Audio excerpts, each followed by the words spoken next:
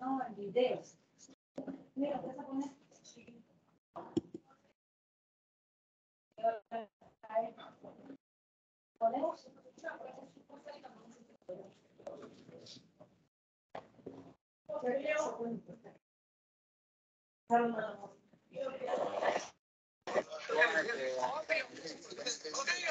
Vamos a observar esta broma. ¿Sabías que las personas que les gusta el color negro son las que no les gusta seguir órdenes?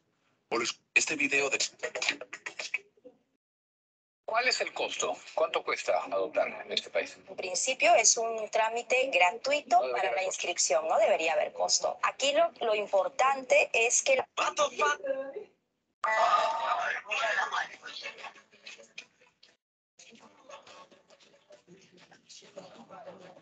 Quiero hacerlo. Con esa cosa no lo vale nadie.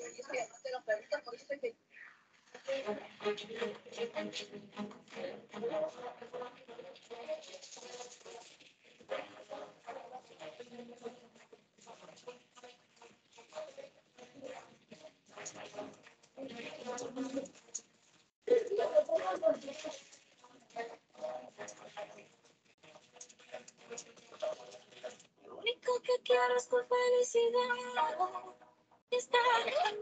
Dios mío. Mana, tengo que hacer este video porque ya probé. Ya por ser pasivo en la industria, ¿te pagan menos? ¿O has visto alguna situación solo por esta parte de tu rol? Pues esa es una pregunta.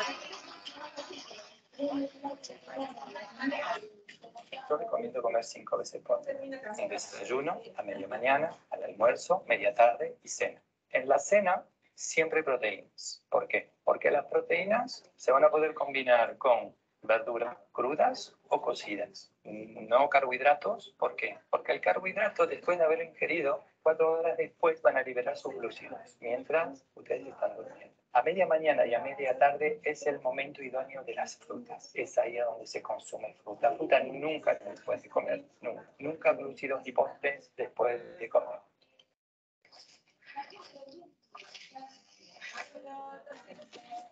Venga, señorita.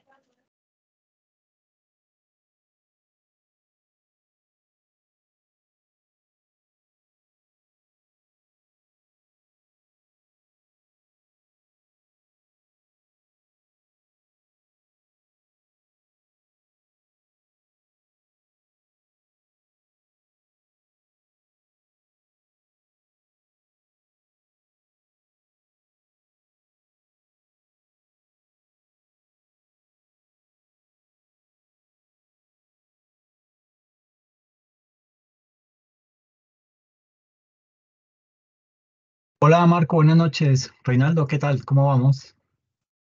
Buenas noches. ¿Cómo van? ¿Bien, bien? Todo bien, gracias. Qué bueno, me alegra.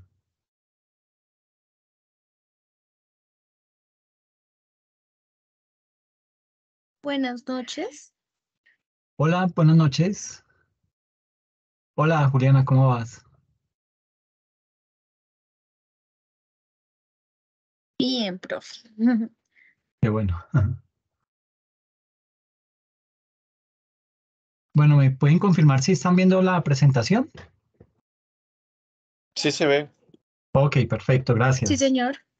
Ok, gracias. Bueno, antes de empezar, pues el tema de unos avisos parroquiales antes de comenzar la sesión y es pues tener presente que este fin de semana es la entrega de las actividades, pues actividades que pueden entregar hasta el domingo a las 23:59 de la noche. Y el examen va a estar habilitado el domingo desde las 00 horas hasta las 23:59. ¿Listo? Para que lo tengan claro y pues digamos que se puedan organizar para eso. El examen, vuelvo y lo digo, dura 35 minutos, no es más, ¿sí? Son 10 preguntas, todas de Hay preguntas de selección múltiple, hay preguntas de falso y verdadero, hay preguntas de relación el término de la izquierda con el de la derecha y así sucesivamente. Son simplemente marcar la respuesta más indicada. Eso y pues digamos que la actividad que tienen programada para que la puedan ejecutar y hacer la entrega. ¿Listo? Bueno, así las cosas. Entonces lo que vamos a hacer es ya empezar con la sesión.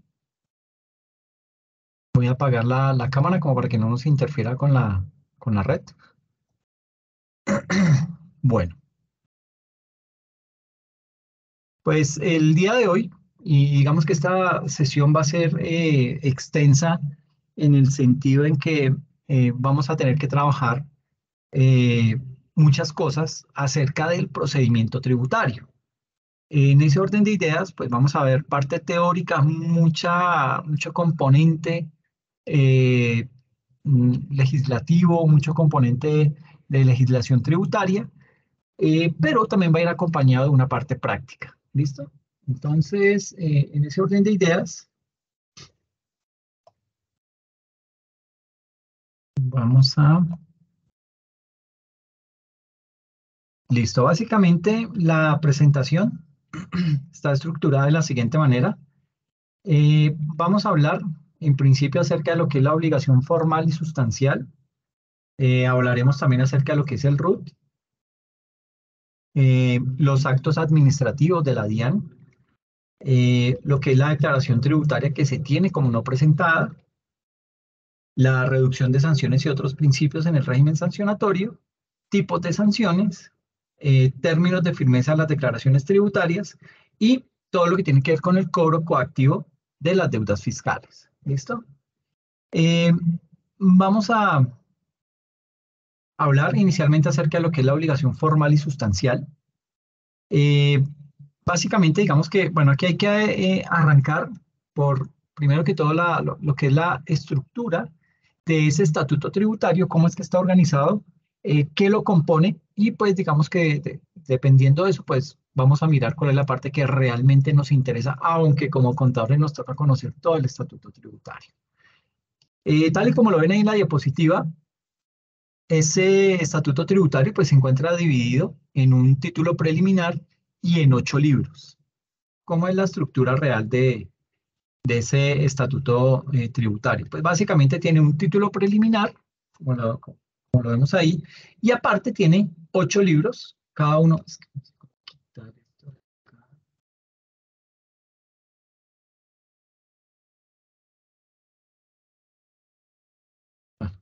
Nos tocó ir con ese avisito ahí, no sé qué es, pero bueno. Básicamente el libro primero habla acerca de lo que es el impuesto de renta y complementarios. Complementarios pues hace referencia a lo que es ganancia ocasional, ¿ok? El libro número 2 habla acerca de todo lo que es la retención en la fuente. El libro número 3 explica todo lo que tiene que ver con el IVA. El libro número 4 acerca de, digamos que explica todo lo relacionado con el impuesto de timbre nacional. El libro 5 que habla todo acerca del procedimiento tributario. El libro 6 que habla acerca de los gravámenes a los movimientos financieros. El libro 7 que ya tiene que ver con régimen de entidades controladas del exterior. Y el libro número 8 con el impuesto unificado bajo el régimen simple de tributación. Así las cosas, pues el libro que a nosotros nos interesa realmente es el libro 5, que es el que habla acerca de todo lo que tiene que ver con el procedimiento tributario, ¿ok? Ese procedimiento tributario, pues digamos que es un tema de bastante importancia para los impuestos nacionales. ¿Y por qué digo los impuestos nacionales? Porque esto básicamente compete a la DIAN, ¿sí? Y ustedes saben que la DIAN administra todo lo que son impuestos nacionales. Los impuestos territoriales, que se dividen entre impuestos departamentales e impuestos municipales, pues los administra ya la hacienda pública de cada departamento, de cada municipio. Y digamos que ellos tienen sus propios regímenes y sus propios temas que tienen que ver con el procedimiento tributario, pero es una cuestión totalmente aparte.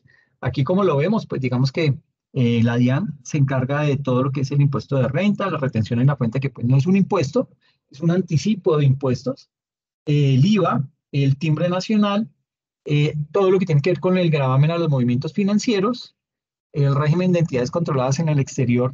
Básicamente ahí hace referencia a... No fue la paloma con ese nombre. Bueno, ahorita que me acuerde, les indico qué es, a lo que hace referencia es el libro número 7. Y el libro número 8 hace referencia a todo lo que es el régimen simple de tributación, que pues digamos que es un tema que ha funcionado, que es un tema que digamos que ha facilitado a las personas que se acogen a ese tipo de régimen, pues digamos que le facilita el tema del pago de sus impuestos y de la liquidación de los mismos. Entonces, pues digamos que se ha encontrado ahí un mecanismo de salida para ese tipo de situaciones que era lo que más abogaba a las, digamos que personas jurídicas pequeñas, ¿sí? Tema de peluquería, restaurantes, este tipo de cosas, digamos que se veían siempre como una entidad que tenía que estar liquidando la retención en la fuente, pagando IVA, etcétera, etcétera, de forma mensual o bimestral. Y pues digamos que con el régimen simple encontraron un descanso a eso y les resulta muy conveniente en varios aspectos, aunque tiene sus debilidades. ¿Ok? No me acordé de este. Es todo lo que tiene que ver con, básicamente con entidades vinculadas en el exterior. ¿Qué es una entidad vinculada en el exterior? Por ejemplo, yo tengo una empresa, yo tengo digamos que tengo mi empresa acá en Colombia y quiero beneficiarme de algún tipo de, eh, valga la redundancia, de algún tipo de beneficio que exista en otra región, fuera de Colombia.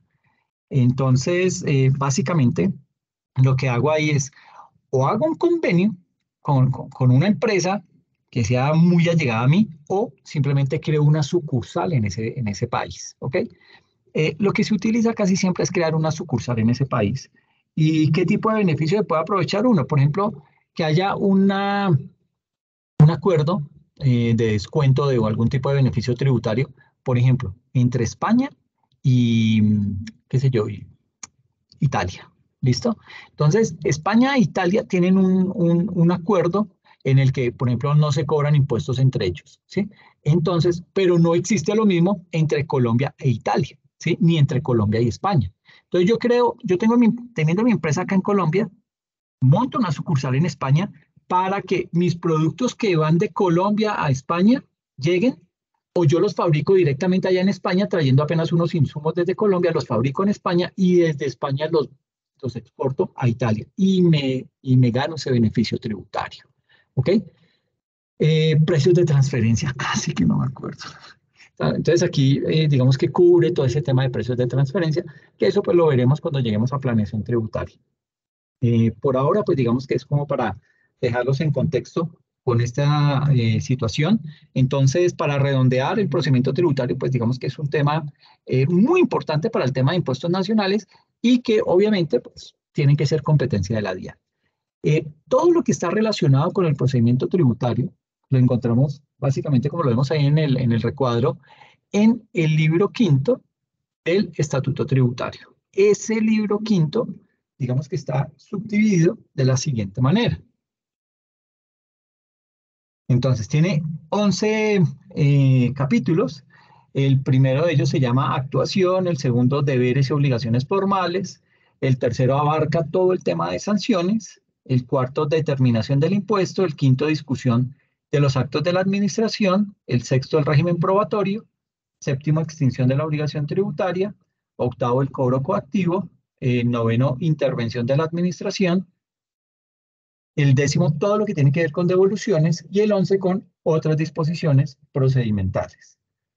Entonces, pues como se pueden dar cuenta, el libro quinto tiene mucho contenido, ¿sí? No por nada es el libro más grande del Estatuto Tributario. Todo lo que tiene que ver con procedimiento tributario. Así las cosas, con lo que les he dicho, ¿qué piensan que puede llegar a ser el procedimiento? ¿Qué es eso de un procedimiento? Recuerden que no hay respuestas malas.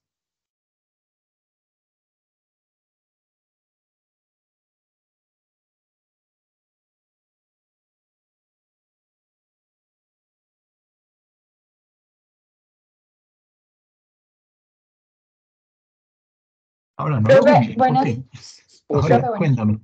cuéntame. Que siento que son como los pasos o tareas que dirigimos como para realizar una actividad con alguna finalidad específica. Ok, sí, es como una secuencia, ¿no? Como que primero haga esto, luego que eso esté validado, ahora sí pase al siguiente, al siguiente paso. Es como un flujo de tareas que yo debo realizar. Eso básicamente termina siendo un procedimiento.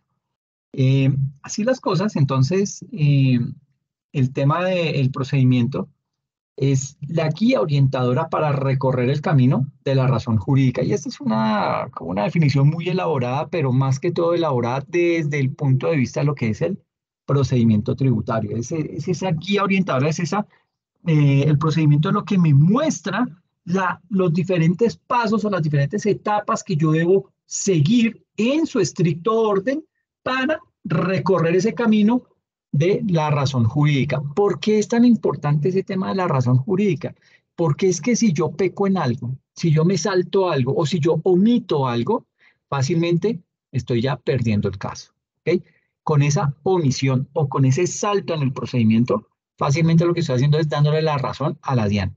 Pero eso también implica que del lado de la DIAN hacia acá, hacia el lado del contribuyente, si la DIAN se equivoca en algo, también me está dando la razón a mí. Entonces yo puedo ganar el caso. ¿Por qué? Porque la DIAN se saltó un paso, porque la DIAN no cumplió el debido proceso, etcétera, etcétera. Entonces, digamos que el tema juega para ambos lados y en algunas cosas nos va a beneficiar a nosotros, en otras se lleva el beneficio la DIAN, pero digamos que ese es el juego en el que estamos. Entonces, ese procedimiento tributario nos va a llevar ¿a qué? A conocer todas esas arandelas o esos, digamos que en el término jurídico sería, nos lleva a conocer todos los apéndices que tienen los impuestos en nuestro país. Entonces, como ya lo hemos charlado acá, el origen de la obligación tributaria nace específicamente en el artículo 95, el numeral 9 de la Constitución Política de nuestro país, ¿sí? Y digamos que ahí el gobierno nos hace un llamado a nosotros como ciudadanos, a nosotros como contribuyentes, a contribuir con el Estado por medio del pago de nuestros tributos. Y acá en el artículo 95, en el numeral 9, nos indica que hay bueno, dice el artículo 95 como tal, la calidad de colombiano enaltece a todos los miembros de la comunidad nacional. Todos están en el deber de engrandecerla y dignificarla. El ejercicio de los derechos y libertades reconocidos en esta Constitución implica responsabilidades. ¿Ok? Toda persona está obligada a cumplir la Constitución y las leyes, y son deberes de la persona y del ciudadano, todos estos, y el último es contribuir al financiamiento de los gastos e inversiones del Estado dentro de conceptos de justicia y equidad. Entonces aquí ya empieza uno a hilar más fino. Aquí usted comienza a decir justicia y equidad, pero bueno, ¿qué equidad hay en un impuesto indirecto en donde, por ejemplo, el IVA me lo cobran a rajatabla a una tarifa del 19%? Entonces, ahí no están viendo, no hay una equidad porque no están teniendo en cuenta lo que yo devengo, ¿sí? No están teniendo en cuenta mi capacidad tributaria, no están teniendo en cuenta mi capacidad de pago y por ende, pues yo siento vulnerado a ese tipo de derecho, ¿ok? Eso digamos que con ese inconformismo vivimos en todo el mundo porque el IVA tiene esa connotación. El IVA es una tarifa que le aplican a todos, digamos que en los países de la OCDE, toda la canasta, todos los países tienen IVA en la canasta familiar, a excepción de Colombia y México, que digamos que, bueno, con Chile, que somos los latinoamericanos que estamos metidos, ahorita Perú está haciendo tránsito para hacer parte de la OCDE, pero básicamente los que estamos ahí como latinos somos los únicos que todavía no cobramos IVA en la canasta familiar, ¿ok? No con eso estoy diciendo que hay que cobrarla o que, bueno, que sí, que esto lo mejor. No, pues nunca va a ser bueno que nos cobren más impuestos, ¿sí? Viéndolo desde la óptica de contribuyentes. Obviamente porque esto pues encarece más los productos, pero pues digamos que hace falta eso. Digamos que cuando lleguemos a consultoría tributaria vamos a hacer una serie de análisis desde la óptica de ese IVA y ver el impacto que tiene no solamente en Colombia, sino a nivel regional para que veamos que toda la región como que sufre de lo mismo, o cometemos los mismos pecados. Y pues digamos que eso hay que entrar a corregirlo de alguna forma. ¿Ok? Bien. Básicamente, digamos que cuando yo voy a contribuir con un impuesto, ¿sí? Yo debo presentar una declaración de ese impuesto. ¿Ok? Ahí, digamos que nace una relación entre el sujeto activo. ¿Quién viene siendo el sujeto activo? El Estado. ¿Ok?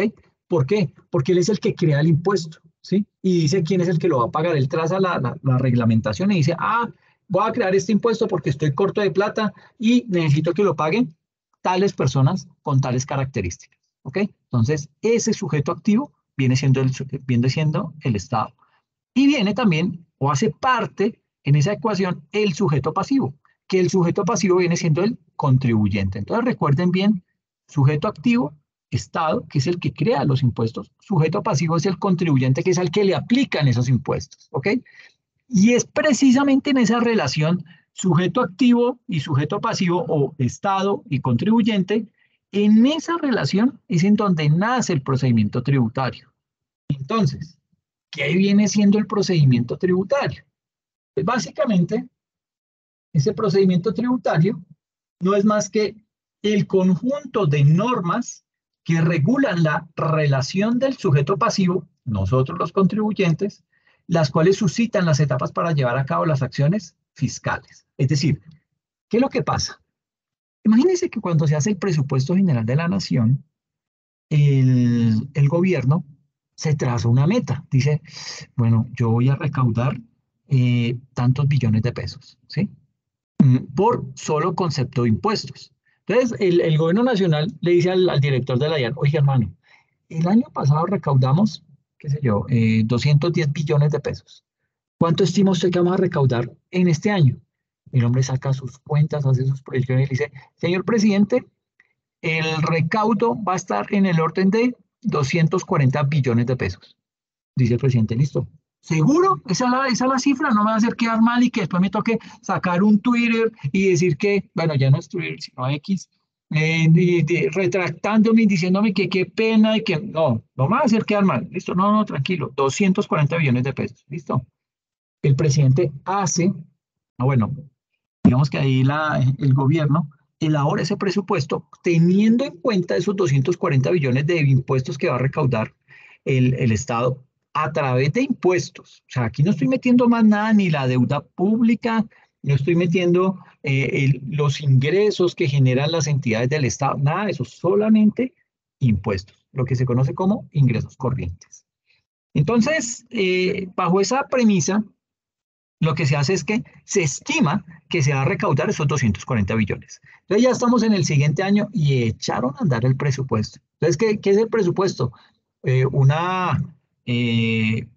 Digamos que una relación de unos ingresos que yo espero tener en un año, ¿sí? Espero, y unos gastos que debo suplir con base en esos ingresos. ¿Okay? Entonces, comienza a circular el año, salen las metas de, bueno, hay que pagar el impuesto de renta de personas jurídicas. Entonces comienza el presidente, bueno, páseme un estimativo, ¿vamos bien? Si vamos de acuerdo a lo que usted se propuso, de acuerdo a lo que usted dijo que íbamos a hacer. Pues, señor presidente, vamos un 10% por debajo. Miércoles, no, pilas, hay que recaudar eso porque yo tengo que pagar tal y tal cosa y no sé qué, y la deuda externa y todo este tipo de cosas. Entonces comienzan al director de la DIAN a apretarlo para que recaude todo lo que él dijo que iba a recaudar. Cuando el director de la DIAN se ve corto, que no ha recaudado lo que esperaba en impuesto de renta a personas jurídicas, porque imaginémonos que estamos en pandemia, las empresas no duraron mucho tiempo cerradas, no tuvieron los ingresos que se esperaba. Entonces, y aparte de eso, las personas naturales, pues muchas quedaron desempleadas, ¿sí? Entonces, eso afecta y muchas personas no pudieron pagar. O sea, así de sencillo. Era una situación adversa para todo el mundo y mucha gente no pudo pagar eso. Ni empresas ni personas naturales. Entonces, la cuentica se viene abajo. Va disminuyendo, pero los gastos tengo que pagarlos porque eso es fijo, ¿sí? La nómina del Estado es fija, esa no la puedo negociar. Entonces, bueno, todo el tema de inversiones y la deuda pública que tiene el gobierno que se comprometió a pagar y hacer abonos tanto de intereses como el capital, ¿todo eso de dónde sale? De ese tipo de recaudos. Pero como están disminuidos esos recaudos, entonces comienza el gobierno a decir, no, hermano, usted me dijo que me iba a recaudar 240 billones, yo no sé usted qué va a hacer, hermano, párese en las pestañas, cobre y a mí me trae esa plata. ¿Y qué hace el director de la DIAN? Dice, pucha, no tengo ahorita, la gente no tiene cómo pagar. Pues hermano, persigamos a los evasores, persigamos a los que nos están debiendo, creemos unos acuerdos de pago, hagamos unas amnistías, hagamos reducción de sanciones, en fin, comienzan a imaginar, a crear una serie de estrategias orientadas a recaudar ese pago. ¿Por qué? Porque yo ya me comprometí como director de la DIAN a recaudar ese monto y el gobierno ya está haciendo cuentas con ese recaudo. Es ahí cuando yo entro con el procedimiento tributario y digo, bueno, señores, fulano de tal, bueno, hay que partir del hecho que hoy en día, y gracias a la ciencia de datos, la DIAN, ¿qué hace? La DIAN divide por sectores todo el sector de la economía. Entonces dice, ok, mira, aquí tengo el sector de, qué sé yo, el sector de los cementos, el sector de las pinturas, el sector de las ladrilleras, el sector de los textiles, y digamos que todo lo tiene clasificado gracias al CIU, eso por sectores. Y con base en eso, ¿qué hace la DIAN? Dice, ok, todos estos, agrupo a todos esos sectores, los meto, todas esas empresas de un mismo sector, las meto en ese grupo, y digo, listo, bueno, voy a empezar a jugar con estos datos. Entonces, ¿cuántos son los costos y gastos de una empresa que pertenece al sector del cemento? Entonces comienzan a decir, mire, el promedio de todas las empresas está entre el 60% máximo, bueno, está en un rango del 45 al 60% de los ingresos que obtiene una empresa. Ah, bueno, listo, ya tengo una métrica, ¿ok? Entonces, créeme una alerta de toda empresa que se pase de ese 60% de costos y gastos. Aquella empresa que se pase de ese porcentaje, me saca una alerta porque esa empresa hay que ir a visitarla, porque esa empresa está haciendo algo raro. O sea, no es normal que si el promedio es del 60%, porque él tiene me está reflejando unos costos y gastos del 75, del 80, del 85%. ¿Ok? Entonces, vayan, me los visitan y expúlguenle todos los estados financieros, todas las cuentas para determinar eso y que me pague lo que le hace falta, porque ese señor está haciendo algo raro. Y en efecto llega el inspector y comienza a mirarle absolutamente todo y le descubren a este contribuyente que en efecto metió ahí costos que no tienen razón de causalidad, temas que no tienen nada que ver con el desarrollo del objeto social de la empresa, en fin, le descubrieron el chueco que tenía y con base en eso lo sancionaron, ¿ok? Entonces, a raíz de esa sanción, la DIAN empieza a recaudar otro dinero que no era precisamente el recaudo de impuestos, sino a través de esas sanciones se pone firme a cobrarle a toda esta gente. Entonces, básicamente, ese procedimiento tributario surge porque el gobierno nacional necesita recaudar ese dinero que tenía proyectado, ¿ok? Y usted me va a decir, pero ¿y entonces ahora cómo va a ser si de pronto ahorita no está tan descuadrado? Entonces ya no va a seguir haciendo, no, claro, pues para el gobierno entre más recaude, pues va a ser muchísimo mejor, porque eso es gestión, ¿sí? Entonces usted dice, usted se traza una meta de recaudar 240 billones, pero si recauda 270, hermano, los aplausos son para el director de la DIAN, ¿sí? Y él va a querer esos aplausos. Entonces él no solamente estima recaudar todo lo que tiene calculado cobrar de impuestos durante ese año, sino que además él contempla hacer cobros a través de sanciones, ¿ok? Entonces, básicamente eso es lo que hace el procedimiento tributario, ayudarle a recaudar al gobierno nacional esos recursos que de una u otra manera están por ahí como medio extraviados, como medio confusos, pues para que esto le ayude a cuadrar caja y de esta manera pueda el gobierno nacional suplir todas las necesidades que tiene. Y más ahora que al gobierno de Petro le aprobaron una reforma tributaria en donde aspira a recaudar 20 billones de pesos más. 20 billones que están contando con que más personas paguen impuestos, con que la DIAN logre recaudar todo lo que le están debiendo a los evasores, en fin, todo ese tipo de situaciones. Ahí es en donde realmente la DIAN echa mano de ese procedimiento tributario, ¿ok? ¿Y cuál es la finalidad del procedimiento tributario? básicamente el procedimiento tributario pues tiene dos finalidades. La primera finalidad es que el Estado recaude lo que le corresponde tributar a los contribuyentes y en segunda instancia que el contribuyente tribute o pague impuestos en el marco de los principios de justicia, equidad y legalidad. ¿Ok? Y entonces, ¿cuáles vendrían a ser las obligaciones fiscales de los contribuyentes? Entonces, básicamente, digamos que cuando hablamos del procedimiento tributario, y recuerde que dentro de ese procedimiento tributario está inmerso el sujeto activo, que es el Estado, y está inmerso el sujeto pasivo, que somos nosotros los contribuyentes. Entonces, cuando hablamos de ese procedimiento tributario, podemos inferir que esa relación, sujeto activo y sujeto pasivo, esa relación se da por la existencia ¿de qué? Pues de unas obligaciones fiscales que son, básicamente, la obligación formal y la obligación sustancial. ¿Ok? Pero, para poder llegar a esta obligación sustancial, a esta de aquí abajo, ¿sí? Básicamente yo debo, digamos que debo pasar por la obligación formal. Es decir, la obligación formal es ese vehículo para llegar a la obligación sustancial. ¿Qué quiere decir eso de vehículo y obligación formal y obligación? La obligación sustancial es el pago del impuesto, la liquidación que usted hizo del impuesto. Esa es lo que usted le va a pagar al Fisco Nacional, esa es la obligación sustancial, constante y sonante, esa es la platica. Pero la obligación formal es, por ejemplo, usted tiene que ir a sacar el RUT. Sin RUT usted no puede declarar renta. Miércoles, tengo que ir a cumplir con el RUT. Con el RUT me dan un NIT. Con ese NIT ya me identifica el gobierno nacional como un contribuyente tributario.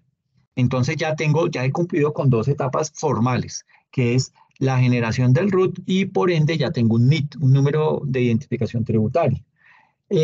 Y me dicen que tengo que declarar renta. Entonces ya yo lo que hago es empiezo a mirar con base en los parámetros que han determinado para declarar renta. Yo entro y miro, ok, me toca declarar renta, listo, entonces calculo todo lo que es mi patrimonio, le resto los costos y gastos, en fin, todas las operaciones que haya lugar y me genera un pago al Fisco Nacional.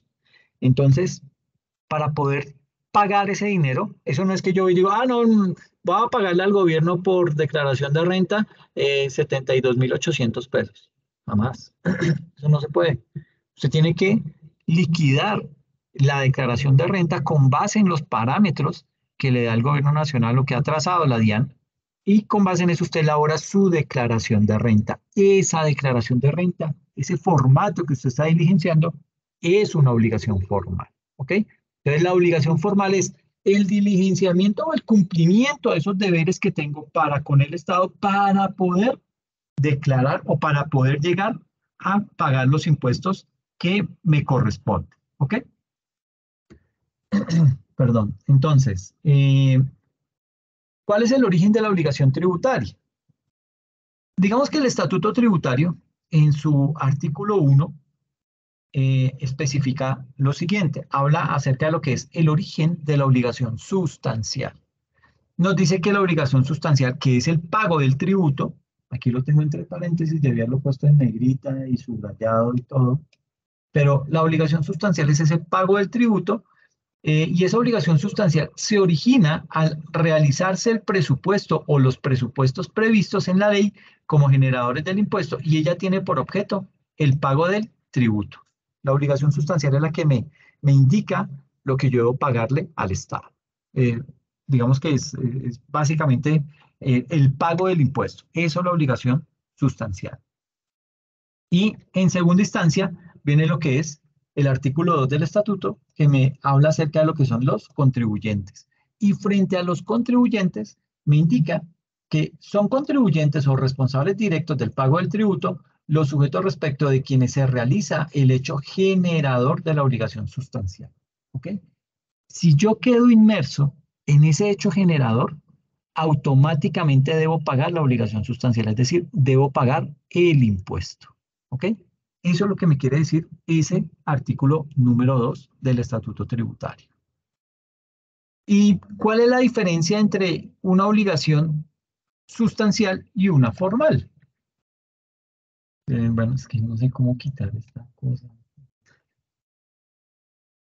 Bueno, entonces, ¿cuál es la diferencia entre una obligación sustancial y una formal? Entonces, en primera instancia, digamos que para pagar impuestos se debió surtir una serie de procedimientos y trámites que no son otra cosa más que las obligaciones formales. Por ejemplo, la obtención del RUT.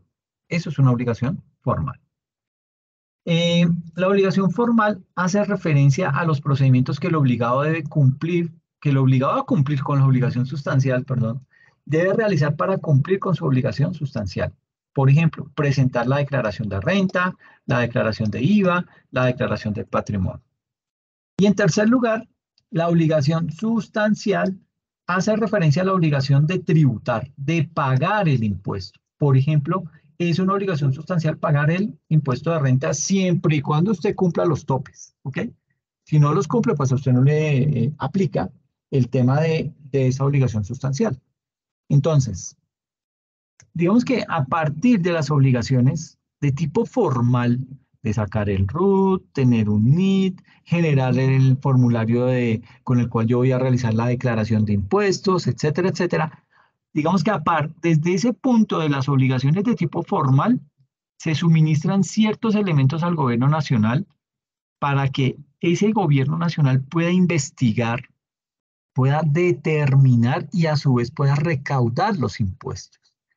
Y en ese sentido, entre las múltiples obligaciones formales que se encuentran estipuladas en la norma legal, está la presentación de esas declaraciones tributarias por parte de quién, pues de los que vamos a pagar esos impuestos, de los contribuyentes o de los responsables o de los agentes de retención en la fuente, conforme a una serie de formatos o de formularios que, digamos que emite o que crea la misma DIAN.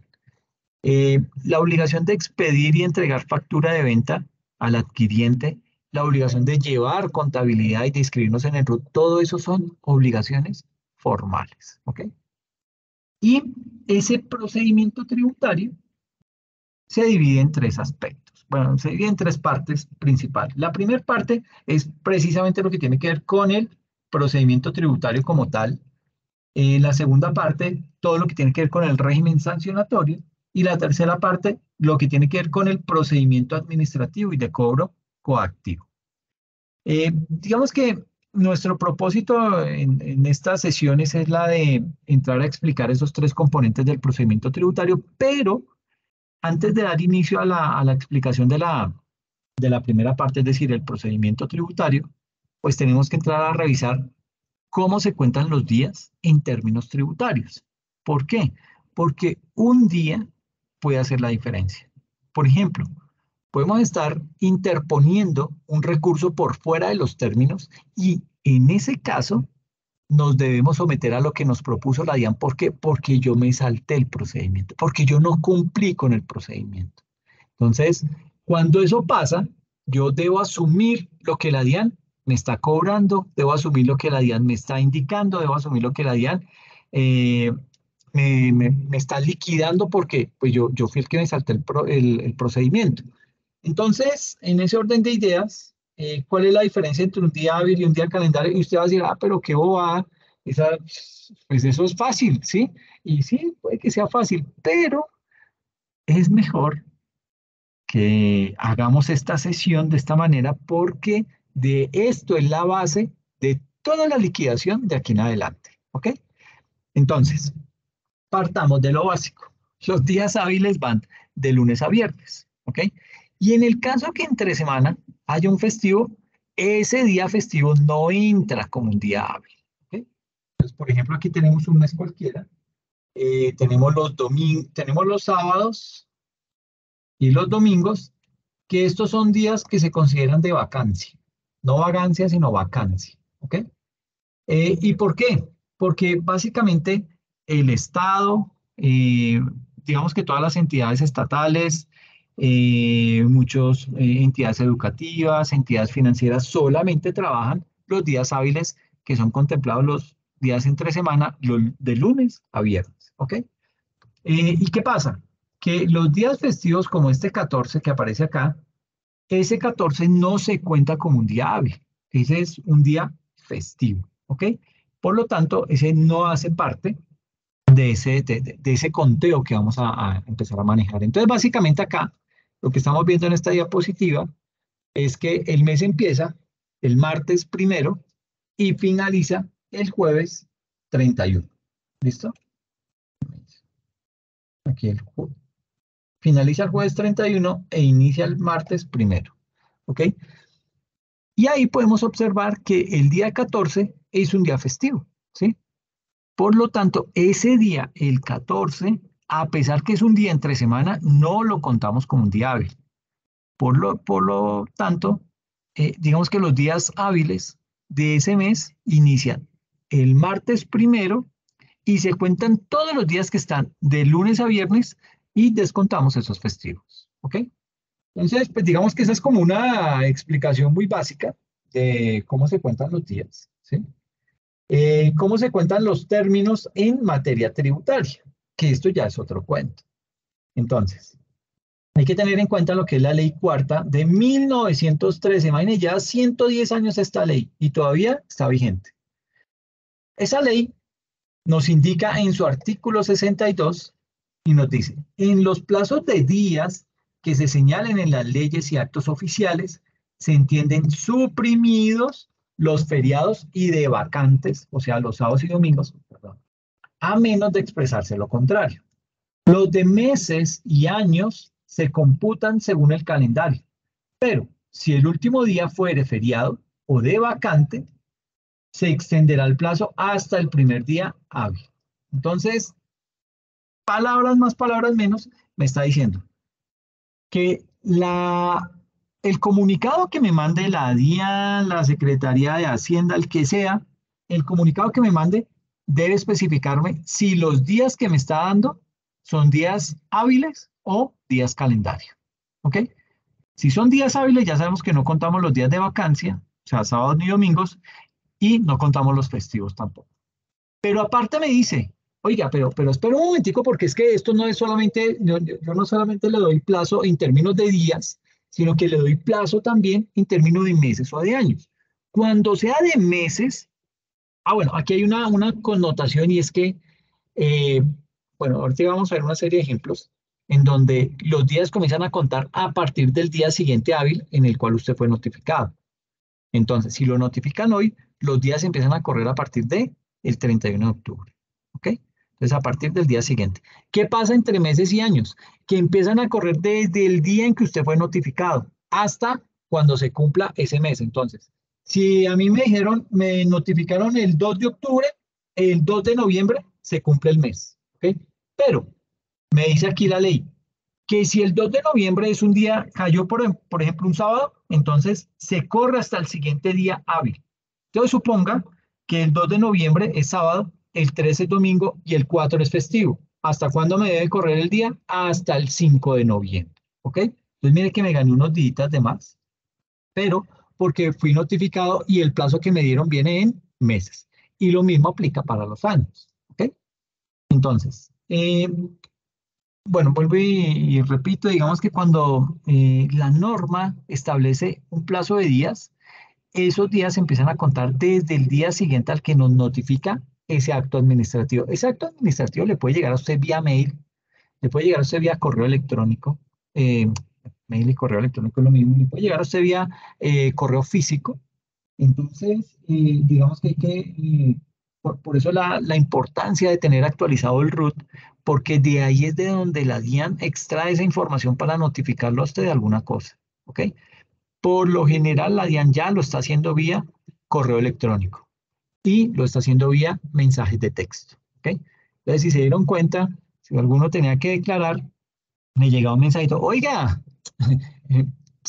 mire, usted, señor contribuyente, que va a llegar, que va a declarar, recuerde que su plazo vence tal día, ¿ok?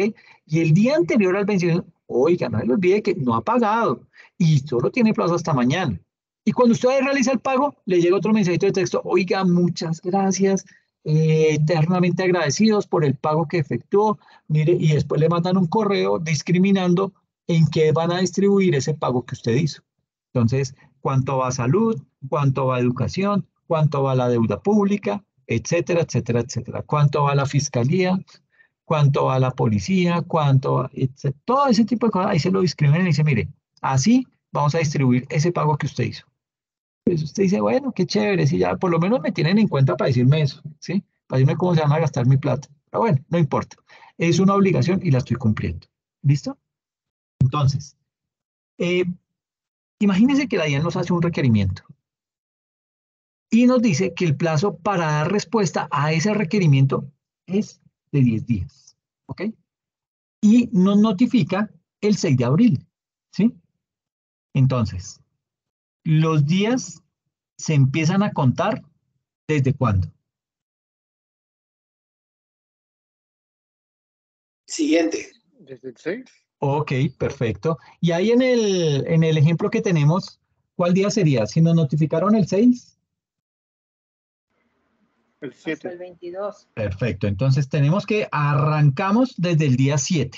¿Listo? Eso es lo primero. ¿Desde cuándo me empiezan a contar los días? Ahí ya usted con ese 7 ya sabe que desde ahí arranca. Y nos dice que nos dan un día, nos dan un plazo de 10 días y nos notificaron el 6 de abril, entonces comenzamos a contar los 10 días a partir del 7. Cuando no nos indican que son días calendario, digamos que la norma nos permite inferir que son días hábiles, ¿ok? Entonces aquí, ¿cuándo se vencerían esos 10 días? El 22. Perfecto. 23. Bueno, entonces, si arranca el 7, es 23 de abril. 2, exacto. El 7 y el 8, porque el 9 y el 10 son festivos. El 11 no lo contamos porque es vacancia y el 12 tampoco porque es vacancia. El 13, el 14, el 15, el 16, el 17, el 20, el 21 y hasta el 22 yo tengo plazo para dar respuesta a ese requerimiento. ¿Ok? Es decir, el primer día de plazo es el día siguiente a la notificación, cuando me están dando un plazo de días. ¿Listo? Entonces, digamos que en ese orden de ideas, pues digamos que así es como se calcularía en este caso. Por regla general, los plazos que se encuentran fijados en días no consideran los días inhábiles o los días no laborales, como los domingos y los festivos. Es decir, se descuentan esos días, a no ser que de forma expresa, dentro de ese comunicado, me indique que el plazo en días debo tener en cuenta que son días calendario, pero tiene que venir en la notificación. Si eso no viene estipulado, para mí esos son días hábiles. ¿Okay? Ahora, ese concepto de día hábil es un concepto, digamos, que es más como de tipo social, y es un concepto que se utiliza básicamente para designar aquellos días de la semana en los cuales se trabaja y que no hacen parte de ese fin de semana. Esos días, pues obviamente son lunes, martes, miércoles, jueves y viernes, y queda tanto el sábado como el domingo quedan por fuera. Vuelvo y les digo, son días considerados como vacancia. Y ese concepto de día hábil, digamos que eso ya se volvió una tradición, ¿sí? ¿Por qué se volvió una tradición? Porque hoy en día muchas empresas y negocios funcionan también en los días no considerados hábiles. Es decir, muchas empresas laboran los sábados, hay empresas que laboran todos los días, ¿sí? Entonces a usted le dicen, no, su día de descanso es el martes. Entonces, digamos que eso ya, ese tema de los días de vacancia de sábado y domingo casi que solamente está destinado al sector público, ¿ok? En el sector privado eso ya no se cumple, ¿sí? Pero esa tradición se sigue manteniendo y fue heredada a el tema tributario. Entonces, digamos que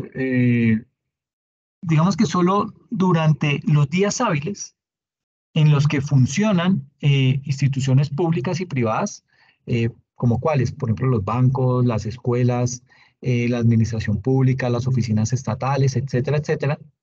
Por eso es que se institucionalizó en Colombia el hecho de que solamente se contemple los días hábiles para el tema de contar días, para hacer pagos a nivel de impuestos, para hacer liquidaciones, etcétera, etcétera.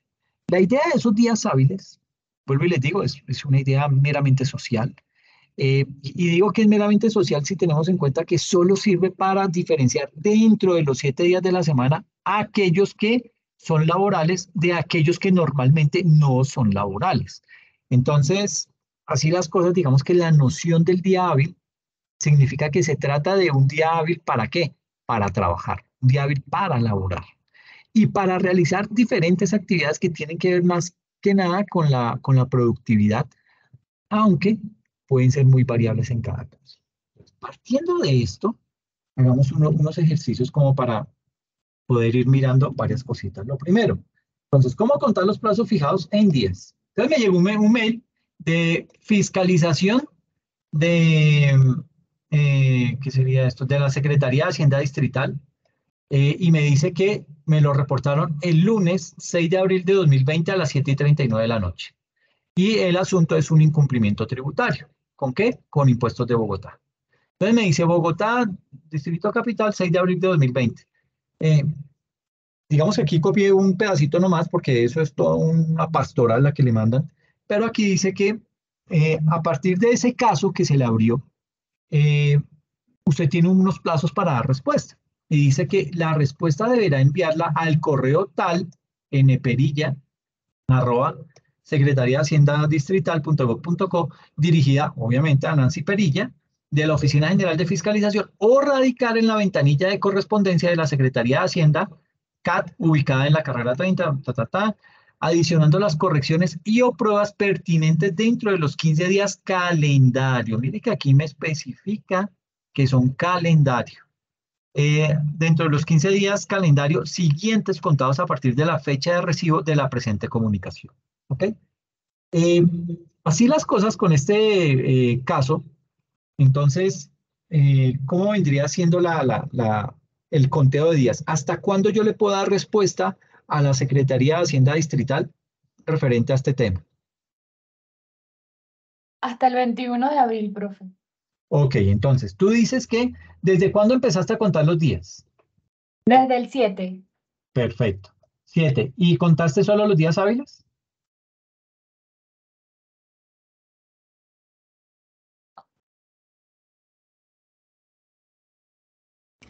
Sí, hasta el 21, son 15 días corridos. Perfecto, días calendario, muy bien. Entonces, el 7, el 8, el 9, el 10, el 11, el 12, 13, 14, 15, 16, 17, 18, 19, 20 y 21. ¿Ok? Entonces, como la comunicación es específica y me dice que son días calendario, va contando días de vacancia, días no laborales y los días entre semana común y corriente. Entonces eso va de largo, pero la comunicación me lo tiene que explicar, la comunicación tiene que ser detallada. Si no dijera días calendario, se asume que son días hábiles, ¿ok? Ahora, los plazos que se fijan en meses se cuentan desde el día en que se recibe la notificación de ese acto administrativo. ¿Por qué? Porque se va a tomar ese conteo de meses, se cuenta según el calendario y debe coincidir con el mismo día calendario, es decir, se cuenta de corrido esos días. Entonces, aquí me dice, otra vez, fiscalización de Secretaría de Hacienda Distrital, me dice que hay un incumplimiento tributario, me reportan el 6 de abril de 2020 y me dice, a partir de la notificación de este requerimiento, usted cuenta con 3 meses dentro de los cuales podrá dar los respectivos argumentos. 3 meses, ¿ok? A partir del 6 de abril. Entonces, ¿desde cuándo comenzamos a contar? Desde el 6 de abril. Perfecto, muy bien, 6 de abril. Y serían 3 meses. ¿Hasta cuándo sería? 6 de junio. Perfecto. Del 6 de abril al 6 de julio. Ahí no tiene ningún inconveniente. ¿Por qué? Porque tanto el 6 de abril es un día hábil, es un lunes, y el 6 de julio, que es cuando se cumplen los 3 meses, también es un día hábil y no es festivo. Si hubiera caído el 20, me corre hasta el 21, ¿ok?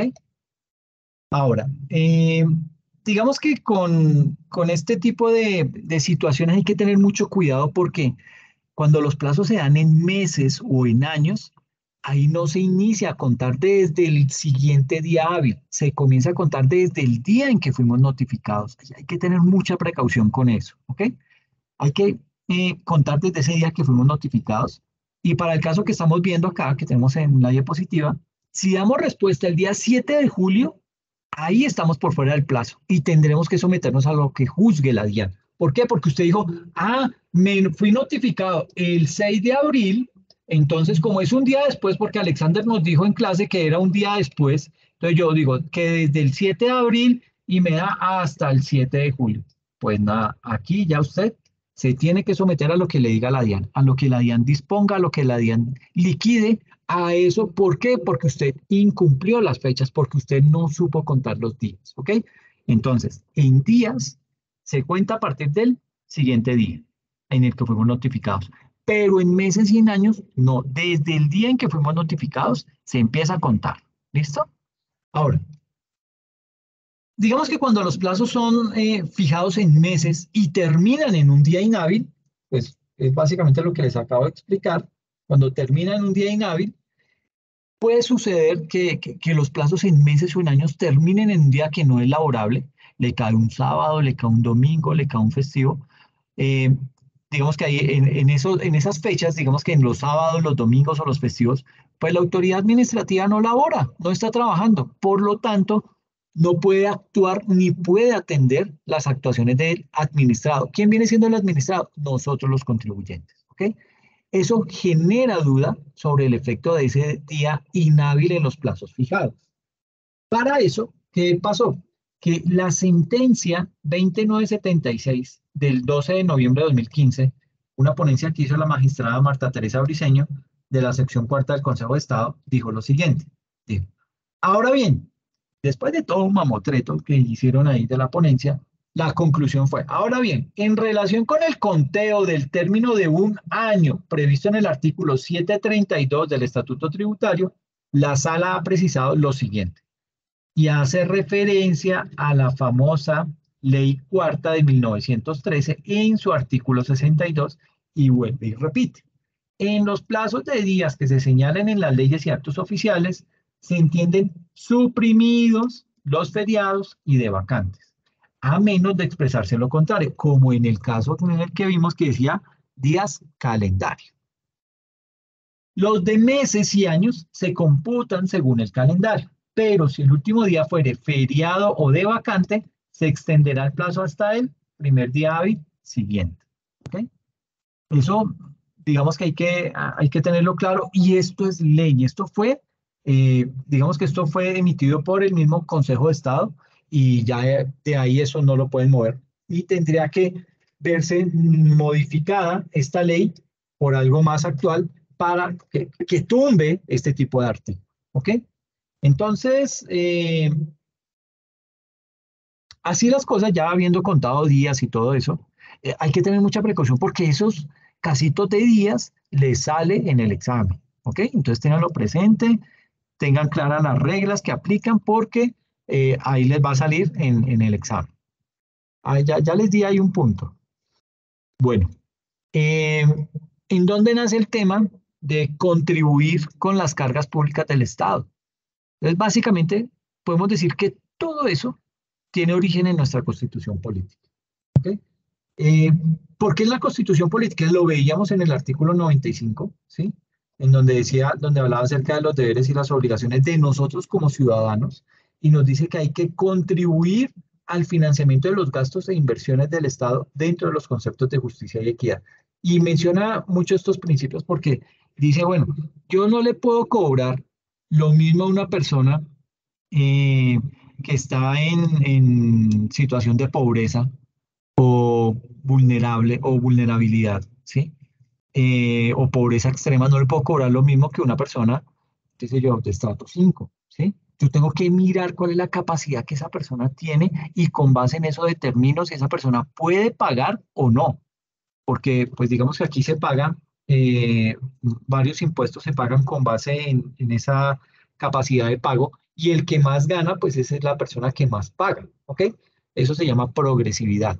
Y en ese orden de ideas, pues digamos que los temas a nivel de impuestos, sobre todo los impuestos directos, declaración de renta, vuelvo y digo, la retención en la fuente no es un impuesto, pero es un anticipo. El impuesto al patrimonio también es progresivo. Entonces, dependiendo lo que usted tenga de patrimonio, con base en eso, se le liquida el impuesto y va a pagar. Si tiene mucho capital, pues obviamente va a pagar más de impuesto. Si tiene menos, pues va a pagar de manera proporcional. ¿Listo? Otro artículo sobre el cual descansa todo este tema del pago de impuestos es el artículo 15 de la Constitución Política, que habla en su sección de los derechos y dice que para efectos tributarios o judiciales y para los casos de inspección, vigilancia e intervención del Estado, podrá exigirse la presentación de los libros de contabilidad y demás documentos privados en los términos que señale la ley. Entonces, eso, ahí le está dando dientes la misma Constitución a la DIAN para que la DIAN pueda exigir, cuando la DIAN lo considere, libros de contabilidad, estados financieros, facturas, todo este tipo de cosas, políticas contables, todo ese tipo de cosas para que con base en eso, la DIAN pueda llegar a tomar una decisión de si usted liquidó mal su impuesto o lo liquidó bien, ¿ok? Por lo general, cuando le llega una inspección de esas, primero usted se asusta firmemente. Eso es normal, ¿sí? Porque, pues, digamos que a quien le gusta que le vayan a escarbar todo lo que... Y a eso agréguele que usted es nuevo, que usted es un contador recién posicionado. Usted no conoce nada de eso, no saben dónde está la información, que ese es un pecado que cometemos como contadores, porque deberíamos dejar todas las cosas bien documentadas. ¿Para qué? Pensando en que cuando yo me vaya, pues el contador que venga va a recibir toda la historia ahí documentada en los estados financieros, en las declaraciones de impuestos, en todo va a estar toda la trazabilidad histórica y de dónde se generó la cifra que en definitiva se fue a pagar. Entonces, esa es una mala práctica que tenemos, ¿sí? Mala práctica que debe ser erradicada porque cuando digamos que uno se da cuentas cuando está inmerso en ese caso, cuando usted dice, miércoles, pero ¿por qué no documentan? Claro, pero vaya a ver si usted documenta también. Entonces, digamos que hay que empezar por arraigar esas buenas prácticas en las organizaciones, tener todo documentado con el propósito de evitar ese tipo de cosas. Y en la medida en que usted tenga las cosas mayor, digamos que en buena cantidad documentada, pues va a ser más fácil atender una visita de estas, ¿sí? Porque un inspector de esos viene y le pide absolutamente de todo y cuando le empieza a preguntar y usted comete algún error en la respuesta, por ahí se le va ese inspector. Y va a terminar usted teniendo que volver a presentar las declaraciones de renta, si es que hay lugar a eso, y volviendo a liquidarlas y por ende pagando sanciones, ¿ok? Toca tener mucho cuidado, hay que tener mucha precaución frente a eso. Y siempre ante una sanción de estas, pues digamos que es muy conveniente poder acudir en la medida de lo posible a un abogado tributarista para que él, con base y con ayuda del contador, puedan entre los dos armar el caso, defenderlo y poder llevar todas las pruebas para debatirle a ese inspector esa, digamos que esa sanción que nos están imponiendo ahora, ¿ok? Entonces, sí es bien importante el tema de eso, de ese abogado que nos ayude a elaborar bien esas respuestas. Otro artículo de la Constitución en el cual se basa el gobierno para el cobro de los impuestos es aquel denominado 338 que habla acerca del régimen económico y de la hacienda pública. Y dice que en tiempos de paz, solamente el Congreso, las asambleas departamentales y los consejos distritales y municipales podrán imponer contribuciones fiscales o parafiscales. Es decir, eso no es potestad del presidente, no es potestad del ministro de Hacienda, no es potestad del alcalde ni del gobernador. Eso es potestad del Congreso, de las asambleas departamentales, de los consejos distritales y de los consejos municipales. ¿Ok? Nadie más está en capacidad de hacer eso en tiempos de paz. ¿Ok? Porque cuando hay una situación de emergencia, cuando hay algo que, tema de una guerra, pues obviamente ahí el panorama cambia y hay que tomar decisiones mucho más rápidas, mucho más efectivas, que se salta ese tipo de protocolo. Entonces ya no transita ese tipo de situaciones a través de un congreso, a través de un consejo distrital o un consejo municipal, sino que de una vez estas autoridades toman la decisión frente a ese tipo de casos. ¿Ok? Y pues digamos que eso opera para, yo creo que todos los países del mundo tienen ese tipo de connotación. ¿Ok? Entonces dice acá que la ley, las ordenanzas y los acuerdos deben fijar directamente quiénes van a ser los sujetos activos y quiénes los sujetos pasivos. Sujeto activo, ¿quién puede ser? El gobierno, ¿sí? O la alcaldía, ¿sí? El gobernador, ¿sí? El presidente. Digamos que aquí el Estado como tal, o el departamento o el municipio, esos son los que se convierten en ese sujeto activo, ¿sí? Y el sujeto pasivo es, bueno, ¿a qué tipo de la población es al que le voy a apuntar a ese cobro de impuesto? ¿Ok? Puedo tomar como criterio que, qué sé yo, que todos los que estén en el estrato 5 sean los que paguen. Bueno, el estrato no es el mejor indicador, el estrato no es el mejor criterio para hacer el cobro de un impuesto, porque ustedes saben que en el estrato 5, pues fácilmente puede haber personas que no tienen capacidad de pago, pero pues viven ahí porque fue, qué sé yo, una casa que le heredaron, un apartamento que le heredaron a esta persona o a esa familia, y pues ellos viven ahí porque no tienen a dónde más, pero digamos que no tienen los mecanismos para eso. Entonces, digamos que en ese tipo de situaciones, el, el, el estrato no es el mejor y el mejor criterio para cobrar impuestos, pero tampoco es el mejor criterio para otorgar subsidios. ¿Ok? Y lo digo para el otro lado también. Es decir, no es bueno darle subsidio a las personas que viven en estrato 1, 2 y 3, porque en esos estratos viven personas que obtienen muy buenos ingresos, solamente que pues se acostumbraron a vivir en esos estratos porque ahí vive el resto de la familia o porque toda la vida ha vivido allá, porque ya conoce el sector, en fin, pueden haber muchas condiciones que lo lleven a que una persona pues viva en este tipo de barrios o de sectores estratificados con ese tipo de estratos.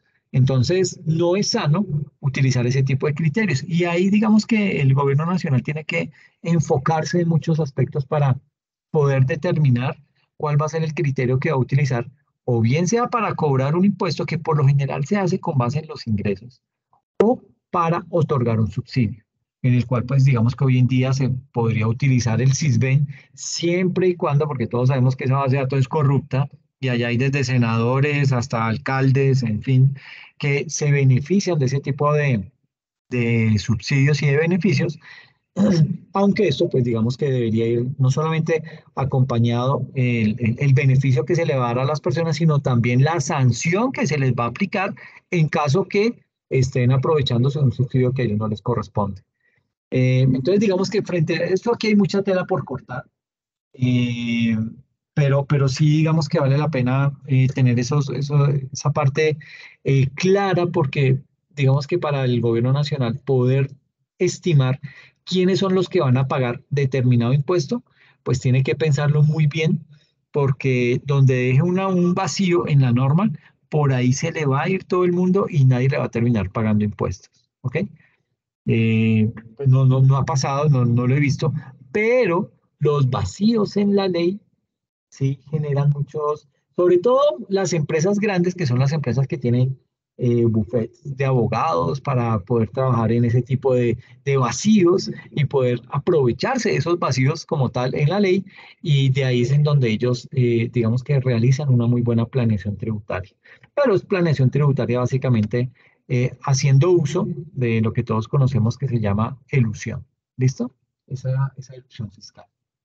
Y el otro artículo sobre el cual se basa el cobro de impuestos por parte del gobierno es el artículo 29 de la Constitución Nacional, que habla acerca de los derechos fundamentales y dice que el debido proceso se aplicará a toda clase de actuaciones judiciales y administrativas, y nadie podrá ser juzgado sino conforme a las leyes preexistentes al acto en el que se le imputa ante juez o tribunal competente y con observancia de la plenitud de las formas propias de cada juicio. ¿Qué quiere decir esto? Que usted tiene derecho a defenderse, ¿ok? Que el hecho de que porque la DIAN sea la que lo está sancionando y le está mandando un cobro, pues no significa que eso ya es definitivo y que entonces usted no tiene cómo defenderse. No, por eso existe el procedimiento tributario. Y hay una serie de plazos y hay una serie de etapas que se deben cumplir cuidadosamente para poder llegar a defendernos bastante bien, ¿ok? Y digamos que aquí es usual el hecho de que una persona pueda decir, uy, no, pero yo qué voy a ponerme a pelear con la DIAN, ¿ah? Imagínese tremendo monstruo, y me llevan ante un juez que le paga el Estado, pues ahí, imagínese, Drácula cuidando el banco de sangre. Entonces, pues no, yo ahí pierdo, ¿sí? No, digamos que todo esto, en esa pelea entre un ciudadano y el Estado, en este caso el Estado representado por la DIAN o por la Hacienda Pública, por la entidad que usted quiera. Usted como ciudadano, digamos que para eso existe el campo propicio para pelear, o digamos que para que compitan ese ciudadano y esa entidad pública. ¿Ok? Entonces, imagínese que está en una cancha de fútbol y en la mitad del lado de allá, en la mitad de la izquierda está usted como contribuyente y en la otra mitad está la DIAN. Y usted dice, no, pero es que la DIAN tiene 17.000 empleados, o ahorita con todos los que van a entrar, pues van a hacer una planta de 17.000 y yo solo. Pues sí, pues, puede que sea así de ese tamaño la DIAN, pero no significa que los 17.000 van a jugar, ¿sí? Entonces va a jugar, supongo que el director de fiscalización contra usted. Entonces, se supone que están en la misma cancha, están en igualdad de condiciones y ambos van a tener las mismas oportunidades. ¿Okay? Lo que pasa es que uno de ciudadano, cuando dice, uy, no, tengo un conflicto con la DIAN y voy a pelear, voy a apelar, pues, pucha, va a haber más de un abogado que le diga, uy, no, hermano, grave, pero va a haber otro abogado, un abogado que esté bien preparado, le va a decir, listo, hagámosle, porque mire que aquí hay un tema y comienza a desglosarle el caso, a explicarle. Puede que le gane, puede que no, ¿sí? Pero digamos que el hecho de simplemente pelearle a la DIAN, eso, digamos que es un tema que en muchos casos le puede resultar hasta buena la jugada a ese contribuyente, porque puede llegar a reducir al máximo ese tipo de sanción o esa carga impositiva que le están cobrando. No siempre se da, ¿sí? Y ante esto, pues digamos que usted va a tener que exponer muchas cosas, usted va a tener que exponer todas sus declaraciones, sus libros de contabilidad, y el caso hasta de pronto le puede salir más caro. Pero cuando usted está confiado en que lo que hizo lo hizo bien y no tiene lugar a duda ese tema, pues de la pelea, ¿sí? Y vuelvo y digo, el derecho administrativo digamos que es garante frente a eso. ¿En qué sentido? El derecho administrativo nació por allá, creo que fue antes de la Revolución Francesa, ¿sí? Y nació porque, y mire la historia tan compleja, eso se llama el caso Blanco. ¿Por qué? Porque era un señor de apellido Blanco el que demandó a la ciudad de París. No fue la ciudad de París, bueno, fue una ciudad en Francia. ¿Por qué la demandó? Porque él, es que también es como medio cerrado este señor, va y manda a la niña de 5 años, a su hija de 5 años, a hacer un mandado, y la niña no se dio cuenta, y en esa época pues no habían carros, gracias a Dios, habían carruajes, ¿sí? Entonces eran 2 caballos jalando un coche, y uno de estos atropelló a la niña. Le pasó el carruaje, o sea, las ruedas del carruaje le pasó a la niña por las piernas y le tuvieron que amputar las piernas a la niña. Eso obviamente pues derivó en ira en el señor y todo esto. Y yo, bueno, pero ¿yo cómo hago? Sucede que el carruaje que atropelló a la niña era de la tabacalera de esa ciudad. Es que no me acuerdo. Entonces, la empresa de tabaco de esa ciudad fue la que atropelló a la niña. Entonces este señor dijo, bueno, esta es una empresa que le pertenece al distrito, que le pertenece a la ciudad, no sé, y lo que hizo fue interponer una demanda. Ahí ese es el punto de quiebre en donde nace el derecho administrativo en el mundo. Es decir, derecho administrativo, ¿qué es? Es ese derecho público en el cual usted tiene las herramientas para poderle pelear al Estado, así sea un Estado muy grande. Usted dice, uy, no, que va a pelear contra el Estado de Estados Unidos y eso con toda esa fuerza militar. No, usted no va a ponerse a pelear con los militares ni nada de eso, usted se va a poner a pelear con la entidad con la que tiene algún tipo de conflicto o con la que tiene algún tipo de acto por dirimir, ¿sí? Pero lo que le garantiza el derecho administrativo es que van a pelear en una cancha igual, en igualdad de condiciones, y no porque este abogado, este juez, perdón, pertenezca a la rama judicial, entonces usted va a perder, porque entonces no, es que todo eso es del Estado y pues ahí está amarrado el tema y yo entonces no tengo ninguna garantía. No, el juez va a fallar en derecho y es ahí en donde usted va a gozar de todas las garantías frente a eso. Entonces, aquí básicamente el consejo es, hay que pelear, hay que llevar los casos hasta donde haya que llevarlos con el propósito de poder, digamos que defendernos de ese tipo de situaciones. ¿Ok? Entonces, esto lo que tiene que ver con la, digamos que el origen de todo el componente tributario que se encuentra pues básicamente dentro de la Constitución Nacional. Y aquí pues vamos viendo cómo nace el tema del procedimiento y su importancia dentro del componente tributario y, ¿por qué no decirlo?, también dentro del componente nacional. ¿Ok? Básicamente acá, pues digamos que los impuestos, entrando un poquito en algo de definiciones, el impuesto, digamos que tiene, digamos que cuando ya entramos en materia tributaria, tenemos ese impuesto, y pues nuestro objetivo principal cuando hablamos de temas tributarios, pues es el impuesto, ¿sí? Ese impuesto es la norma sustantiva y su obligación principal en materia tributaria es el pago del impuesto, ¿ok?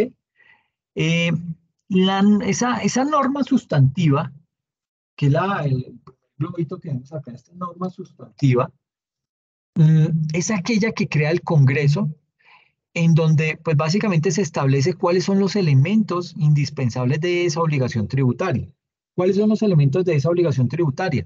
El sujeto activo, que en este caso pues viene siendo el Estado, el sujeto pasivo, que venimos siendo nosotros los contribuyentes, el hecho generador, es decir, que es lo que dispara el hecho que yo tengo que pagar. Entonces puede ser, si es renta, entonces bueno, con base en los ingresos que usted tuvo, si es, por ejemplo, el patrimonio, con base en toda la capacidad patrimonial y su capital que tiene, entonces ese viene siendo el hecho generador, ¿sí? También digamos que se tiene en cuenta lo que es la base gravable, o sea, a partir de cuándo yo empiezo a pagar, y la tarifa. Entonces, si es el 10, si es el 15, si es el 35%, dependiendo del tipo de impuesto. Entonces, digamos que todos los impuestos tienen esos componentes: el sujeto activo, el sujeto pasivo, el hecho generador, la base gravable y la tarifa. 5 componentes que debe tener, que tiene el componente tributario, por lo menos en nuestro país. ¿Ok? Ahora, eso cuando hablamos de esta norma sustantiva, pero cuando hablamos acerca de la norma de procedimiento, ahí pues básicamente estamos hablando de aquellas normas que establecen esa relación entre el administrado, o sea, nosotros los contribuyentes, y la administración, o sea, la DIAN, ¿ok? En ese tipo de casos, digamos que se necesitan de las normas de procedimiento. ¿Para qué? Pues para poder hacer efectivos tanto los derechos como las obligaciones que nacen de esa norma sustantiva. ¿Okay? Entonces, eso básicamente es lo que hay que tener claro en nuestra, digamos que así funcionan todos los impuestos en el país. ¿Ok? Tenemos que hablar acerca de lo que es la obligación formal y sustancial. Bueno, esto lo vamos a dejar para la próxima sesión. Pero entonces tengan presente, porfa, que hasta lo que hemos visto ahora va a entrar en el examen. ¿Listo? Van a salir casitos de conteo de días, estudienlos muy bien, por favor, echen una repasadita a eso. Si es el caso, pues vuelva a ver el video pero digamos que eso es un punto fijo en el examen. Y pues lo que tienen publicado dentro de la plataforma para que lo puedan ir preparando, ¿listo? No sé si de pronto hay alguna inquietud, alguna duda que tengan al respecto. Profesor, una consulta. Claro, Marco, cuéntame. O sea, el examen va a entrar todo lo que está en la semana 1, 2 y 3, más lo que hemos visto en los videos. Sí, señor. Sí, cómo no. Así es, Marco.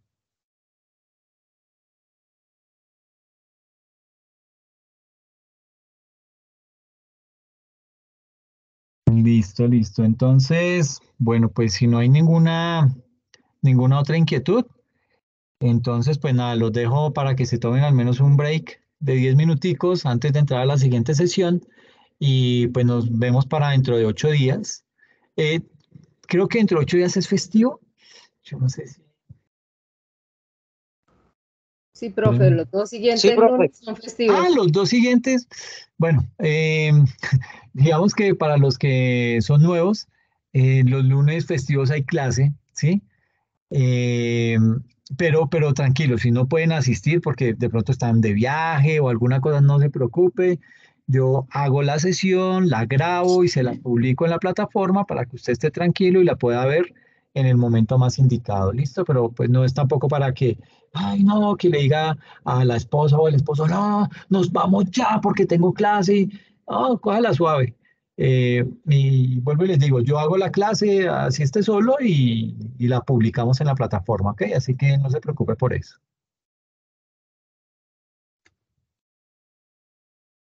Bueno, muchachos, entonces, pues nada, les agradezco mucho la asistencia. Gracias por la participación, qué chévere. Reinaldo, ¿quieres comentar algo? No, señor, no. Ah, ok, perfecto, no hay problema. Entonces, pues nada, les agradezco mucho la asistencia y la participación y nos vemos en 8 días, ¿ok? Cuídense mucho. Feliz noche para todos. Ok, lo mismo. Gracias, profe. Hasta luego, gracias. A ustedes, que estén muy bien, cuídense. Gracias. Chao.